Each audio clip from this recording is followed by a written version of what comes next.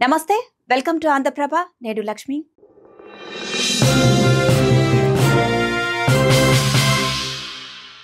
AP మాజీ CM YS Jagan దాదాపు 6 ఏళ్ల తర్వాత సిబిఐ కోర్టు మెట్లెక్కారు. అక్రమ ఆస్తుల కేసుకు సంబంధించి హైదరాబాద్ లోని నాంపల్లి సిబిఐ ప్రత్యేక కోర్టు ఎదుట ఆయన వ్యక్తిగతంగా హాజరయ్యారు. దీనికి సంబంధించిన పూర్తి డీటెయిల్స్ ఇప్పుడు చూద్దాం.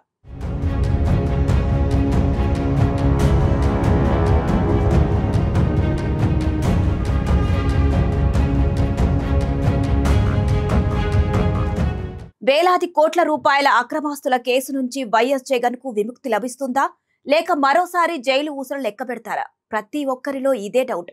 6 ఏళ్ల పాటు సిబిఐ కోర్టు విచారణకు దూరంగా ఉన్న మాజీ సీఎం రీసెంట్ గా సిబిఐ కోర్టులు మెట్టెక్కక తప్పలేదు. ఈ క్రమంలోనే సుదీర్ఘ విరామం తర్వాత వైఎస్ జగన్ వ్యక్తిగతంగా సిబిఐ కోర్టు ఎదుట హాజరయ్యారు. సీఎంగా ఉన్నప్పుడు వ్యక్తిగత హాజరు నుంచి మినహాయింపు పొందిన ఆయన ఎన్నికల తర్వాత కూడా 17 నెలల పాటు అదే మినహాయింపు కొనసాగించారు.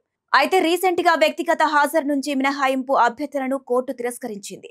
విచారణకు తప్పనిసరిగా హాజరు కావాలని ఆదేశాలు జారీ చేసింది.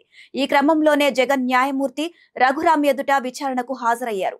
దాదాపు 20 ఆరోపణలు ఎదుర్కొన్నారు జగన్. ఆయనకు తోడుగా మరో 125 మంది ఈ కేసులో నిందితులుగా ఉన్నారు. ఇప్పటికీ ఈ కేసుల నుంచి ఏదో రకంగా విముక్తి పొందుతామనే గంపెడు ఆశతో ఉన్నారు. మరి సిబిఐ కోర్టు వీరిని నిర్దోషులుగా రిలీజ్ చేస్తుందా, జైలుకు పంపుతుందా అన్న విషయాన్ని కాస్త పక్కన పెడితే ఈ వ్యవహారం ప్రస్తుతం 2 తెలుగు రాష్ట్రాల్లో హాట్ టాపిక్ గా మారింది. అసలు ఏం జరుగుతుందో ఇప్పుడు చూద్దాం.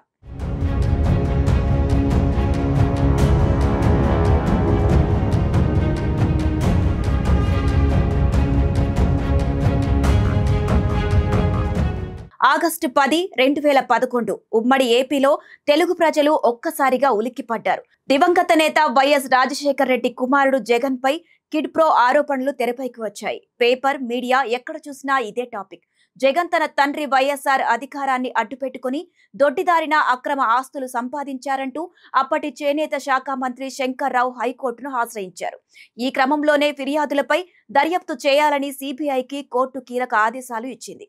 ఆ తర్వాత టీడీపీ నేత కింజారపు ఎర్రంనాయుడు, కడప న్యాయవాదులు కూడా ఇదే వ్యవహారంపై పిటిషన్లు దాఖలు చేశారు. ఇక ఈ స్టంట్స్ నేపథ్యంలో రంగంలోకి దిగిన సిబిఐ ఆగస్టు 17, 2011 కేసు నమోదు చేసింది. ఇందులో ప్రధాన నిందితుడిగా జగన్ ను పేర్కొంది. 2004 నుంచి 2009 వరకు అప్పటి సీఎం వైఎస్ఆర్ పాలనలో వివిధ కంపెనీల నుంచి 1172 కోట్లకు పైగా అక్రమంగా భూములు, కంపెనీలు, షేర్లు సేకరించారని సిబిఐ ఆరోపణలు చేసింది.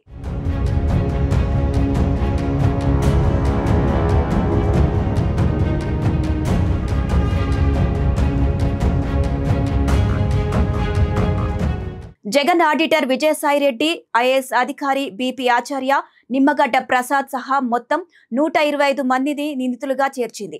వీరిలో A1 గా జగన్, A2 గా విజయసాయిరెడ్డి, A3 గా ఐఏఎస్ అధికారి బిపి ఆచార్య, A4 గా అరబిందో ఫార్మా ఎండి నిత్యానందరెడ్డి, A5 గా అరబిందో ఫార్మా కంపెనీ, A6 గా Hetero drugs pharma company, A7 గా యోధ్య Ramireddy, Ramco group controller, A8 గా రామ్కో గ్రూప్ కంపెనీ, A9 గా మాజీ మంత్రి ధర్మాన ప్రసాదరావు, A10 గా సీనియర్ ఐఏఎస్ అధికారి మన్మోహన్ సింగ్, A11 గా సీనియర్ ఐఏఎస్ అధికారి ఎం శామ్యూల్, A12 గా నిమ్మగడ్డ ప్రసాద్, A13 గా ఉమ్మడి ఏపీ హోంశాఖ, మైనింగ్ శాఖ మాజీ మంత్రి సబితా ఇంద్రారెడ్డి వంటి వారిని పేర్కొంది.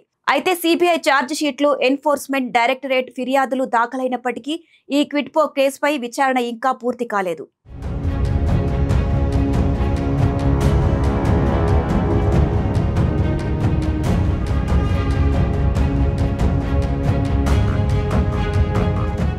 ఇక ఈ అక్రమాస్తుల కేసులో భాగంగా 2012లో జగన్ అరెస్ట్ అయ్యారు. దీంతో ఆయన దాదాపు 16 నెలల పాటు రిమాండ్ ఖైదీగా ఉన్నారు.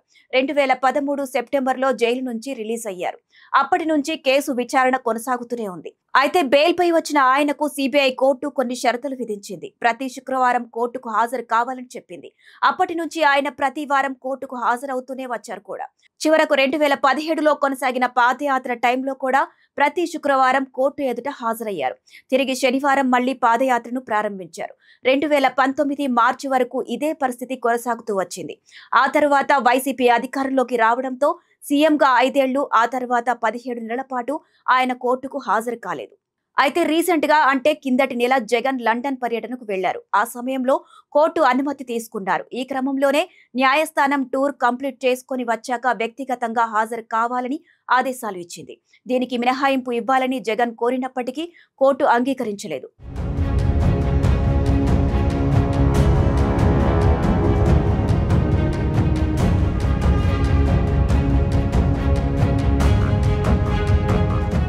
ప్రస్తుతం ఈ కేసుల్లోని డిశ్చార్జ్ పిటిషన్లపై రోజువారీ విచారణ జరుగుతున్న నేపథ్యంలో నిందితులు భౌతికంగా హాజరు కావాల్సిందేనని సిబిఐ వాదించింది.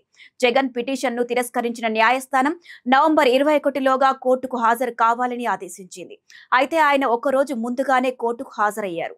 ఇక విచారణ నిమిత్తం హైదరాబాద్ కు వచ్చిన జగన్ కు బేగంపేట ఎయిర్పోర్టు వద్ద అభిమానులు, పార్టీ కార్యకర్తలు ఘన స్వాగతం పలికారు. దారి వెంట ఆయనతో పాటు ముందుకు కదులుతూ జై జగన్ అనే నినాదాలతో హోరెత్తించారు. ఈ నేపథ్యంలోనే భారీ ర్యాలీగా నాంపల్లికి చేరుకున్నారు. ఇక మరోవైపు జగన్ విచారణ నేపథ్యంలో నాంపల్లి సిబిఐ కోర్టుకు జగన్ అభిమానులు, వైసీపీ కార్యకర్తలు భారీగా చేరుకున్నారు. ఈ నేపథ్యంలో నాంపల్లి సిబిఐ కోర్టు దగ్గర భద్రత కట్టుదిట్టం చేశారు. సిబిఐ కోర్టు పరిసర ప్రాంతాల్లో రోడ్డును మూసివేశారు. ఇక ఇదిలా ఉంచితే వైఎస్ జగన్ ఇక నుంచి ప్రతి వారం కోర్టు ఎదుట హాజరు కావాల్సిందేనా? ప్రజెంట్ అందరిలో ఉండే ప్రశ్న ఇదే. దీనికి కారణం ఆయన ప్రస్తుతం రాష్ట్రానికి సీఎం కాదు, కనీసం ప్రధాన ప్రతిపక్ష నేత కూడా కాదు. కానీ ఈ రెండింటినే సాకులుగా చెప్పి కోర్టుకు గైర్హాజరవుతూ వచ్చారన్న ఆరోపణలు ఉన్నాయి. ఈ క్రమంలోనే ఏకంగా 6 ఏళ్ల పాటు ఆయన కోర్టు ఎదుట హాజరు కాలేదు. కానీ ఇప్పుడు ఆయన సాధారణ పౌరుడిగా, సాధారణ ఎమ్మెల్యేగా విచారణను ఎదుర్కొంటున్నారు.